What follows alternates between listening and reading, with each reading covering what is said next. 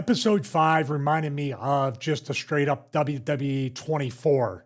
Like they did it behind the scenes of WrestleMania for, I think, 31 before or something like that. And it was like it just felt like a recreation or rehash of the same format as that WWE 24 documentary. Did you get that impression? Yeah, sort of near enough. But the first episode, it's not for us. I understand that. We know the players. We don't have to be introduced to who Rhea Ripley is, although I'm kind of a bit sad I was about how much she liked freaky taxidermy stuff. That was odd.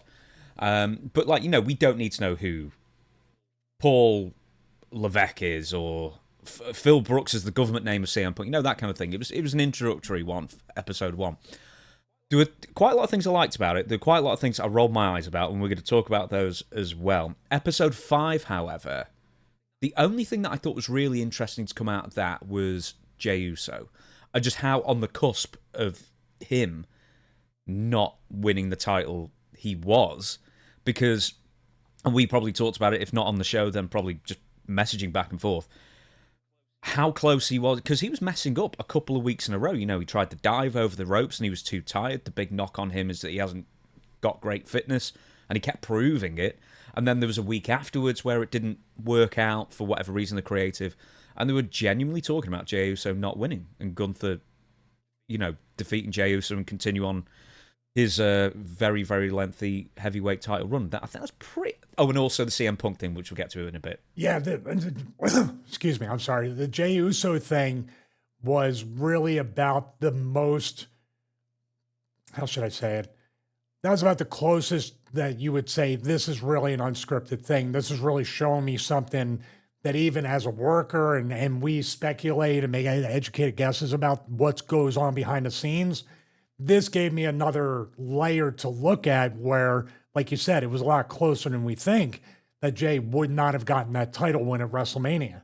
Turned out really well, one of the best matches of both nights, and really delivered and hopefully put him back in the good graces of WWE. But yeah, outside of that, it just felt very much like you said, not for us, maybe Wrestling 101 or even more remedial than that to try to introduce you to the product. Infomercial is the word I was trying to look for. It felt just like not an unscripted reality show to give you a deep, dark, gritty look at what goes into becoming a WWE wrestler, office, agent, whatever it might be. It felt like a Pro Wrestling 101 infomercial on it felt more like a corporate thing they played before Ari Emanuel coming out to do like a stockholder speech. Well, it's based on, and there have been several documentaries in this vein, sporting documentaries, Drive to Survive, which is Formula One, which has never been big in the States, has always been fairly big, pretty much every other country or a lot of other countries around the world. And that converted a lot of fans. Because obviously when you watch racing Formula One, you're not getting many interviews with the guys or their personalities, you're just seeing a car and a helmet. That kind of thing. And that did a huge amount of good in the States, particularly that documentary. And then there was the golf one. I think there might have been a tennis one as well. And this is WWE looking at those documentaries and their success, or especially Drive to Survive, and trying to convert new fans. How many fans, if any, they'll convert, I don't know. But that's sort of why it's like an infomercial. But I also thought the same about the Vince McMahon documentary, that it was one giant infomercial for a lot of it. I don't think they, even at the end when they're talking about the NDAs and such, did they go anywhere near as in-depth as they should or could have done in that. Yeah, on the American front, this is where I think the cinematic approach, and it was a very cinematic approach to all these episodes is my assumption, definitely with episode 1 and episode 5. We have the NFL Hard Knocks. Like you said, they're wearing helmets, shoulder pads. They just look like all the same football player in a way.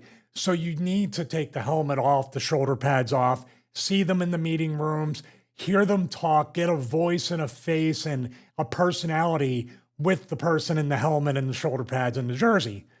Wrestling has already done that week in and week out. That's why this didn't really stand out as well. There's no helmet to come off for F1 or NFL. They talk every week. They have the emotion and if anything, this is the inverse.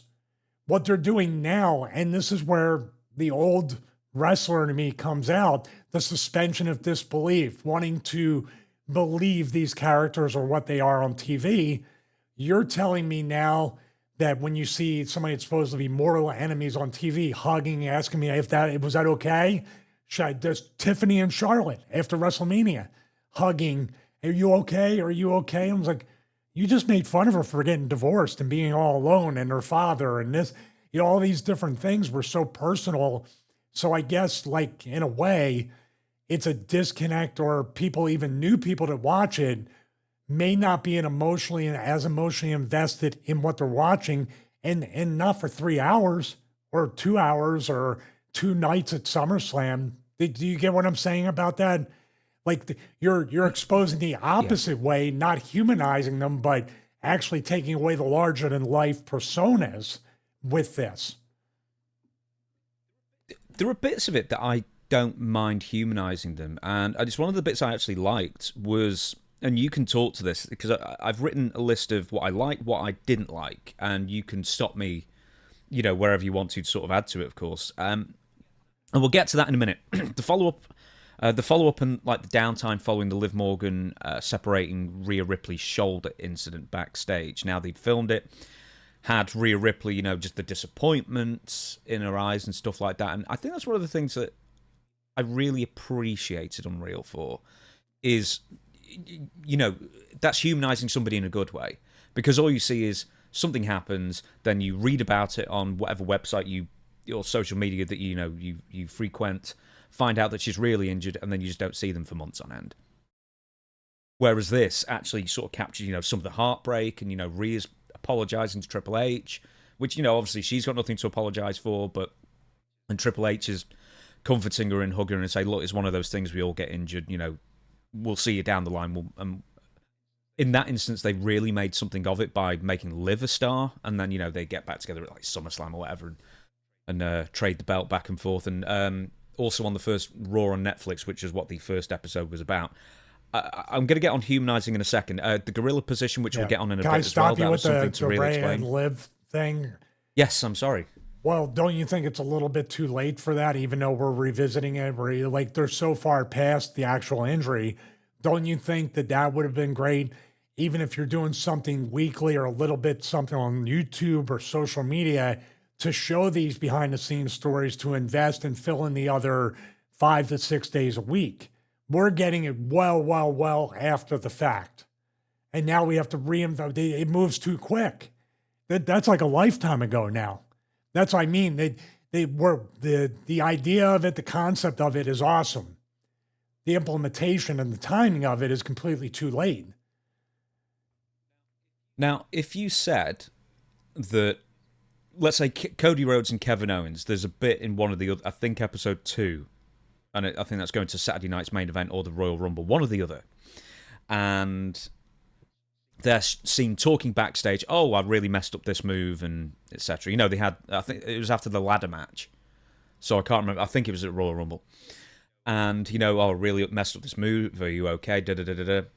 If you have to include that in a documentary, is it not better to have it further on in the past so it doesn't taint, like, even a current feud, or just have it too close, time-wise in your mind to then ruin it for you when you look back 3 months earlier? I know I'm not explaining this great, but if it's 2 years into the past, then you sort of, it's compartmentalized, and then you sort of forget about it and then move on to the next. Well, this is where creative has to look at it and say, this isn't the time to release this footage. If this is going to be a multi-season thing or other things that they want to do behind the scenes, yes. How long do we wait? If we're going to wait to when they team up together on TV and we show this from the past when they didn't get along, it's still a disconnect to me. No matter when you put that out there, you're literally telling me, that's like if I saw like way back in the day before my time, Larry Zbyszko and Bruno, after they broke Bruno's neck, them saying, Larry saying, you okay, Bruno, you okay? You're going to sell tickets to Shea Stadium after that?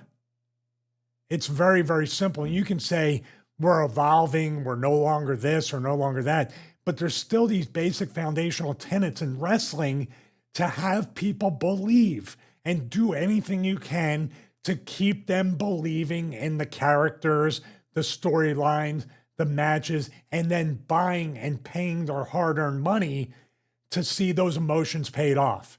Do I have an exact answer? The safest answer is to not do any of this and keep the suspension of disbelief.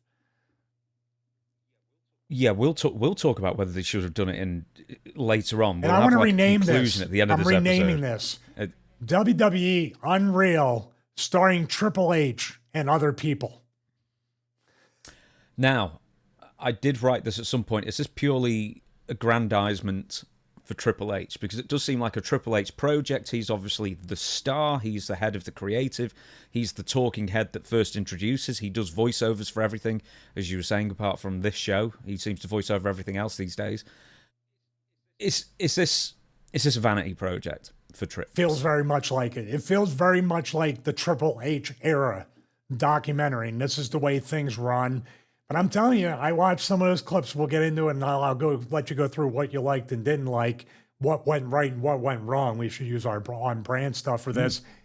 But I very much felt like, especially when I'm looking at the writers that aren't Bruce Pritchard and other, like Bobby Roode, and I'm looking at the regular civilian writers, they look like we're not allowed to say a word, and we're supposed to act like this is a collaborative thing. It's very much Triple H and pleasing. It's really just Vince McMahon part 2. We got to please the old man.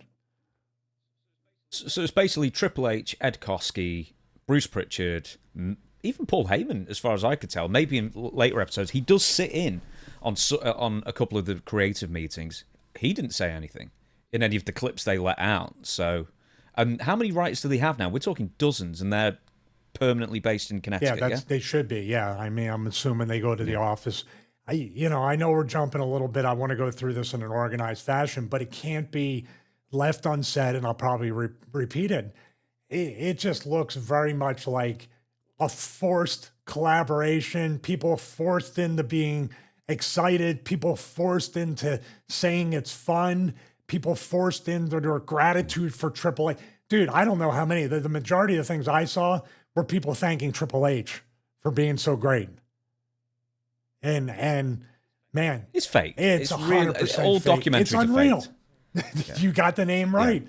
And I'm not trying to take any joy out of it or anything, but what we've seen here, and here's the overarching theme of what I saw when I'm looking at this, and from a guy who's a self-professed 53-year-old nerd, geek, loves technology and production, WWE does it better than anybody else. The cinematic approach. They obviously took a lot of things from other types, like Hard Knocks. They shoot in 4K, 60 frames a second. There's a lot of slow-mo. There's a lot of cinematic slow-mo. They shoot it in 24 frames, I believe, to make it more cinematic. I appreciate that.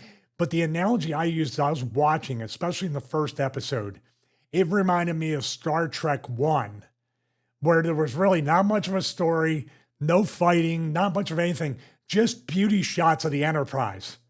Everything, 3/4 to 80% of the whole movie was just beauty shots of the Enterprise. I think that like 80-90% was beauty shots of the WWE like wrestler experience. Did you feel that way? Yeah, but I actually quite like the arena shots where they're putting together the ring, and especially, gorilla position and everything. I actually really like just the nuts and bolts of putting together this operation. I don't. It brings back trauma. Twice, 3 times a week. You see Charles Robinson putting the ring together. You're like, when's this guy going to end his reign of terror? Dude, did you see when Charles Robinson speared ISHO Speed at Royal Rumble? He speared him so hard, he speared him out of his skin. He speared him so hard that you thought it was Braun Breaker. It was so fast. I know. It's like, I thought his longish blonde hair was short and dark. Yeah. And then he barked. And then Charles started to sell T-shirts that said "I show spear" on there. So there, little dad joke for you. But getting back to the Unreal stuff. Yeah, I mean, it's something that you should want to watch, especially if you don't know anything about wrestling. But is it going to make you want to watch the product and then connect to the characters that you just saw are completely fake characters that you put. The best part of the thing for me was John Cena making a joke out of I'm John Cena, I'm John Cena, I'm John Cena. It looked like he didn't. My government name is John He Cena. did not take it seriously, which nor should you in that way. Like it was a weird little. He was a weird little fourth wall break. I felt like Peacemaker was being introduced, not John Cena. He's very good at keeping a straight face, but while saying some very odd things, but like in a good way. You know, Showing the ridiculousness of what he has to say. Yeah, exactly. Yeah. Right, I'm going to continue through the list. A few more things. Another thing is just how much work there is to do for the main roster talent before shows, like pre-tapes, and then sitting down to sign hundreds of autographs. This is your Cenas and such, of course, as well as I imagine a lot of people as well to make Make-A-Wish stuff that's scheduled for that day that they, of course, included. And I'm not saying that's a good thing or a bad thing, because I know WWE does a lot of Make-A-Wish stuff as well. I'm not suggesting that they're just shoving that in there for, a pat on the back, because they do a lot of stuff for charity as well. But it does expose that you don't just turn up to the arena 10 minutes before bell time, get dressed quickly, get out there, see you later. It's such, not only backstage personnel production, it's a huge production for all the performers as well, and all the added things that are expected to go with someone who works on the main roster. Yeah, I had a little bit of PTSD at times watching these, not in a bad way, but looking at the grind, and you combine that with somewhat of a heavy atmosphere in the environment, the political environment, and there are definitely still some backstabbers and some throat cutters there, if not new generation of both of those. But yeah, I was the next generation. What? The next generation. Just because you were talking about Star Trek before. Yeah. Oh, I'm sorry.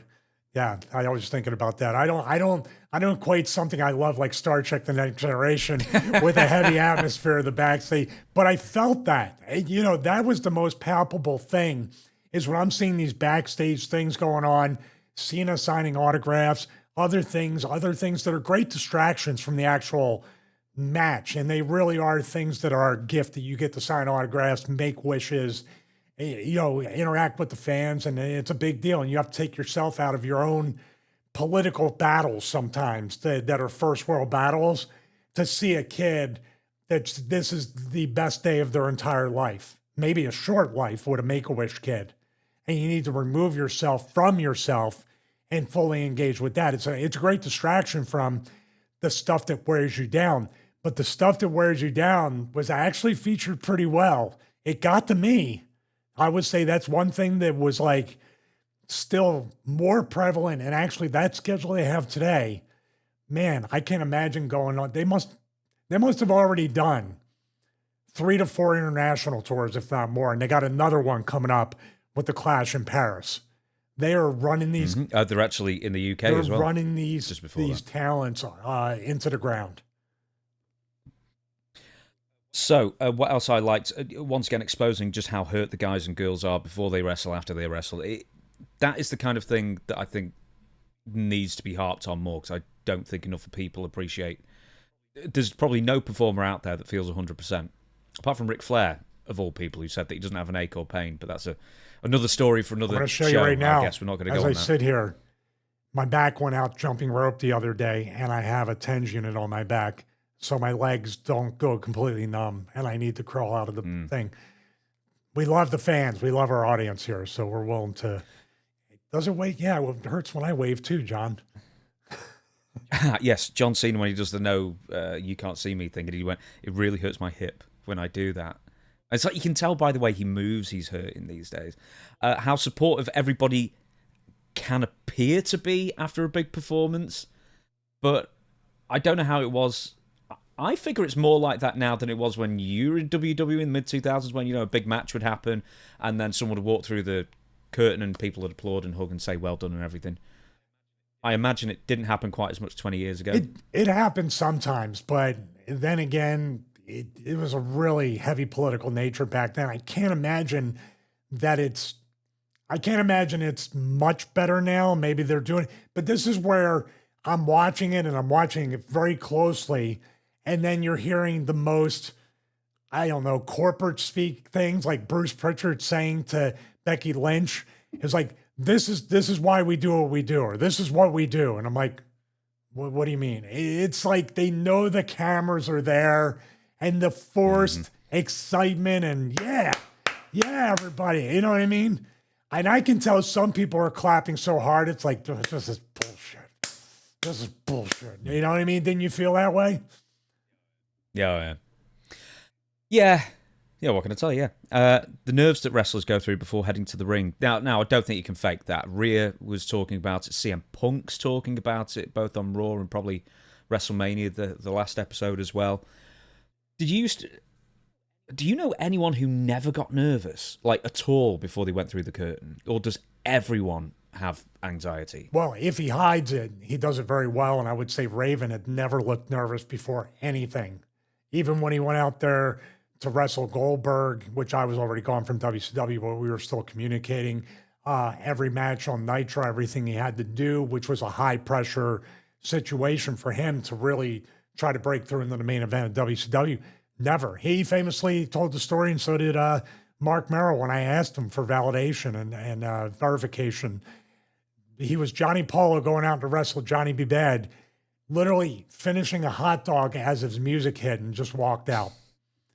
But to me, I love being nervous because you keep yourself honest. And when you're too lax and content and you don't feel the pressure, you just, you perform differently. Like there's a difference. If you're like hyperventilating and having an anxiety attack before your match, that's not good. But if you're feeling like the heartbeat's going up, the heart rate, and you're sweating a little bit, and you forget everything on the first 3 notes of your entrance music, and then when you walk out on the ramp, everything comes back. That happens to me, or has happened to me hundreds of times, no matter what level I'm wrestling at.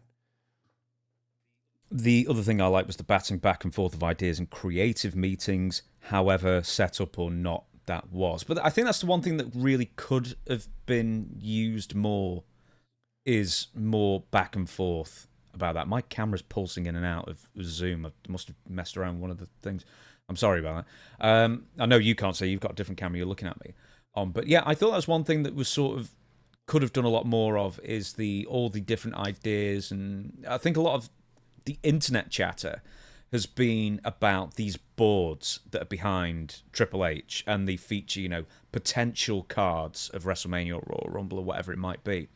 And all the different ways creative could go before what you end up seeing as the final result. And I think for the hardcore fans, that's the most interesting thing of what could have been, and was that better than what we got, and that kind of debate that can be opened up. Yeah, and I have no doubt that was put there on that board to be seen.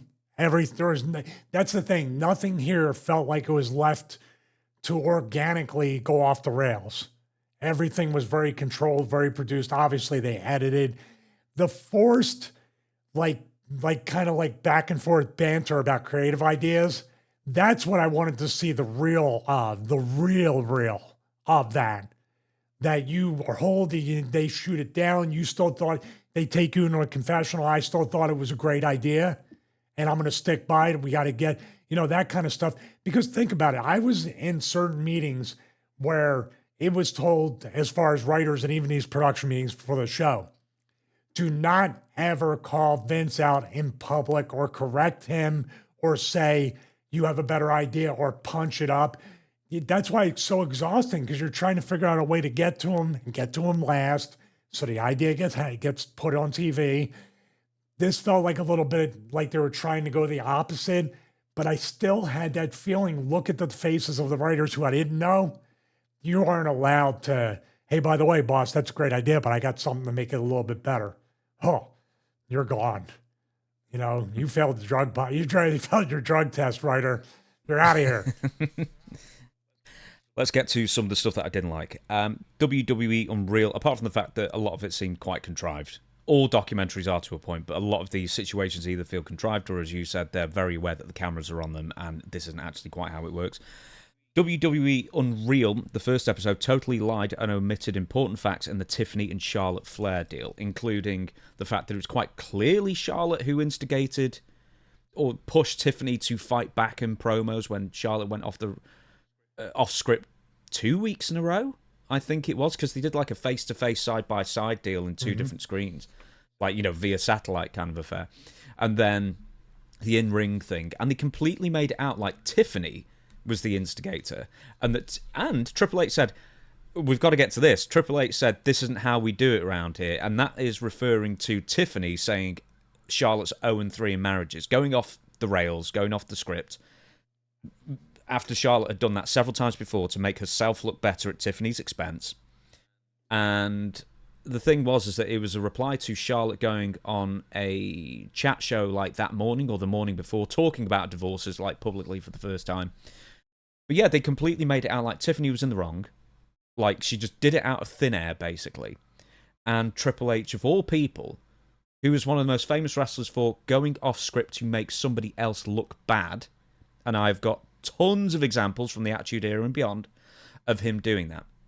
And he goes and tells someone to tell Tiffany that she's got to apologize to Charlotte. But that saying is a very vague, forced, contrived, this is not what we do around here. Well, what do we do around here? And yes, this little Easter egg and the way they edited it and the way they flipped the script literally on this shows that Charlotte is still favored politically with the company more than Tiffany. See, this is what I mean. If you're going to take an honest approach to the way things work, you aired these things on TV. Pepper's Farm remembers, and so do we for some reason, even with CTE. We remember the real of that, and that takes us out of the unreal, unscripted Backstage WWE documentary to your version of propaganda for your favorite characters on the show.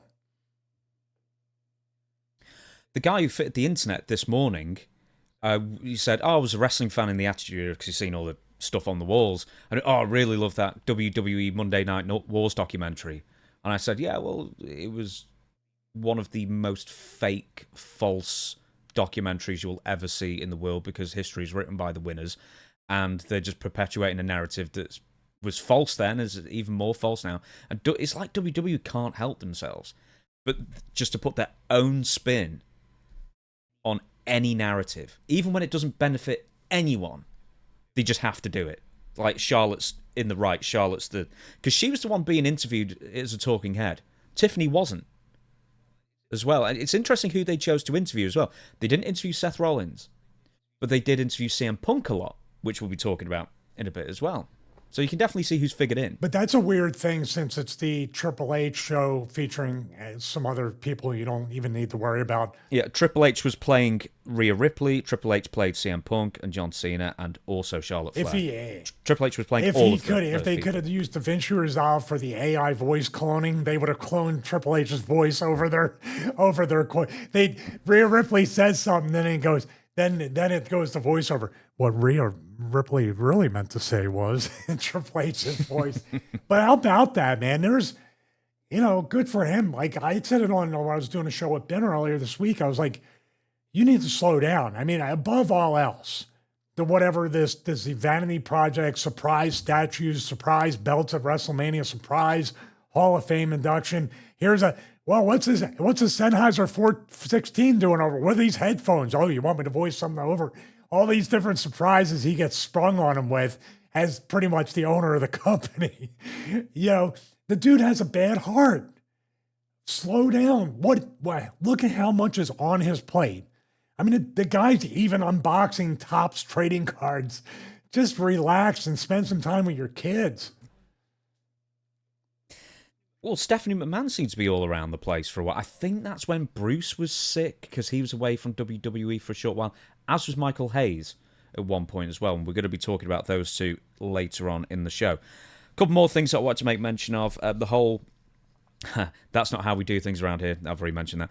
Kind of exposing, is it fair to say, kind of exposing what a total suck-ass corporate depressing environment WWE is, despite the fact that they're trying to dress it up as, which it is, it's glossy and 4K and, really a spectacular production all around.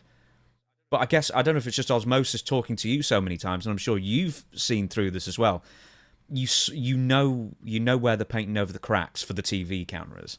Yeah, it's just, I don't know quite how to put it in the words, the feelings that I had. I told you PTSD in a lot of ways about the grind and the schedule that obviously, I'll be real, I couldn't do that at this point. So these producers, these agents are also the writers. They're carrying the same schedule as the wrestlers, production people, ring crew. It's all hands on deck. It's a 24-hour a day job. Hunter said that. That was about the only slither of truth here and there about the actual toll that it takes on people. And when he said it never ends, he said, that's great, but you need a break if you have a bad heart. But yeah, when I look at these cameras, first of all, everybody knows the camera's there, but you can't help. There's the nature of people that come out no matter what, even with the camera on or not.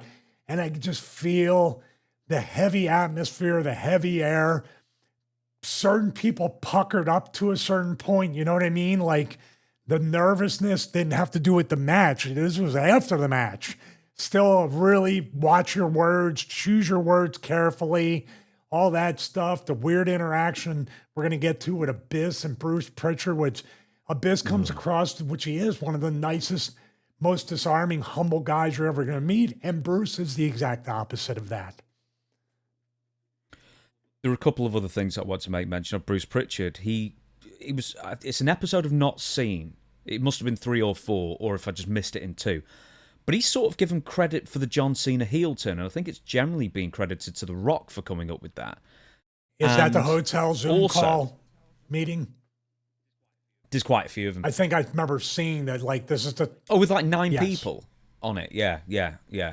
I don't know if Bruce really did come up with it, or maybe several people pitched it at the same time, because there are so many people pitching ideas. It's not inconceivable, and there's only so many ways to go. It's not inconceivable 5 people come up with the same idea, roughly speaking. There was also somebody, I think, Brian Gewirtz apparently came up with the idea for Cody Rhodes to lose the WWE title to Kevin Owens at Elimination Chamber, and therefore it was going to be Kevin Owens versus John Cena for the WrestleMania main event, Night 2. Which, I don't know, this is another one that I've not seen, but I've been told that's what happened. And in the show, they were actually considering it. But surely no one would consider that for even a second, because that's nowhere near as big a match. But maybe it was to fill up TV time, or, Well, also Cena was a heel at this point of Royal Rumble, and it just lost the Royal Rumble match, right? Or during the course, or he didn't win it. But he was a babyface and didn't turn until Elimination Chamber. So there were probably... Yeah.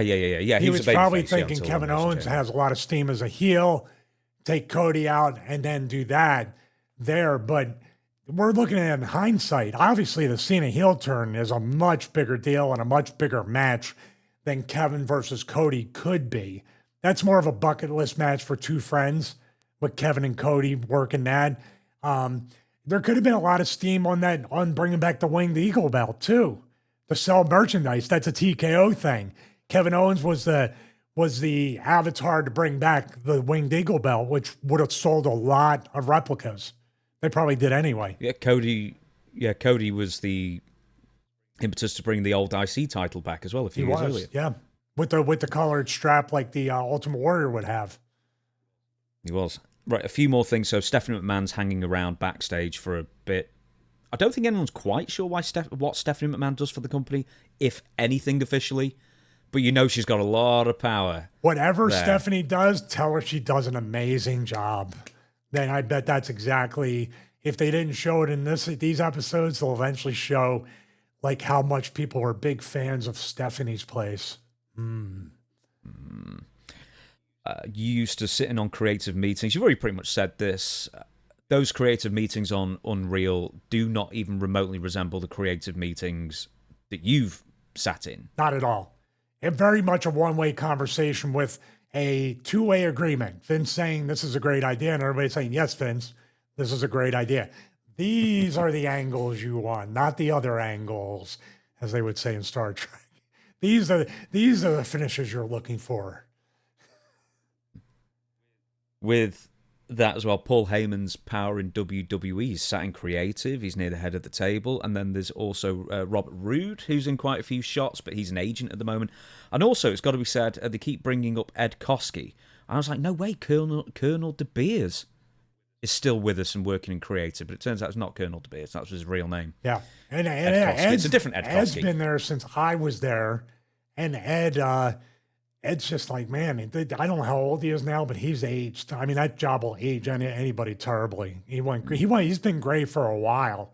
So I can't believe he's lasted that long in that environment unless he's more of a politicker and more savvy than I could have ever guessed. And that's my educated guess. Because the only way you stay in that spot as a writer is to be politically aligned or know where the bodies are buried. He got talking head interviews, and he's one of the only writers who's allowed to talk. So he's one of the few people, I guess, who could stand up to Triple H or offer opinions or suggestions or whatnot, and not be summarily fired for it, I guess. There's always a chance. Don't get too cute at Koski. Everybody has an equal opportunity to get fired at a whim or at no notice.